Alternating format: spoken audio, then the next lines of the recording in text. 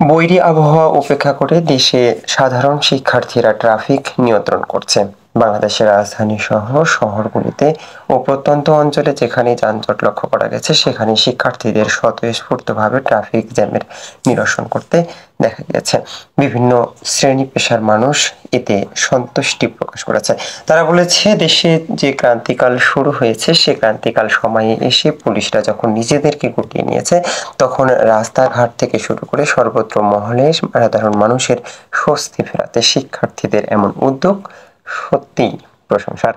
বাংলাদেশের উত্তরের জেলা দিনাজপুর শহর ছাড়াও দিনাজপুরের পার্শ্ববর্তী উপজেলা চিরিবন্দর উপজেলার প্রাণকেন্দ্র ও চৌরাস্তা বিশিষ্ট ঘুঘুরাতলীতে গেল কয়েকদিন ধরে ছাত্রদের এমন ট্রাফিকের কাজ করা সকলের দৃষ্টি কেড়েছে। ফলে রাস্তাটি সংস্কার কাজ একদিকে যেমন ভোগান্তির সৃষ্টি করেছিল, অন্যদিকে জলাবদ্ধতার কারণেও অনেককেই হিমশিম খেতে হচ্ছিল এই রাস্তা পারাপারে। তবে শিক্ষার্থীদের স্বতঃস্ফূর্তভাবে অংশগ্রহণে এই ঝাঁকি যেন অনেকটাই কমে এসেছে সাধারণ মানুষের মাঝে।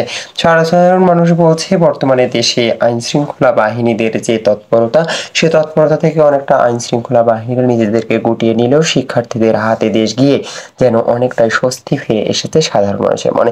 ইতিমধ্যে শিক্ষার্থীরা বাজার থেকে শুরু করে অন্য অন্য স্থানেও তাদের কার্যক্রম পরিচালনা করছে। এতে করে সাধারণ মানুষের কাছে যেন দেশের অনেক অরাজকতা পরিষ্কার হচ্ছে, যেগুলো দ্বারা একটা সময় তারা শোষিত হয়েছিল।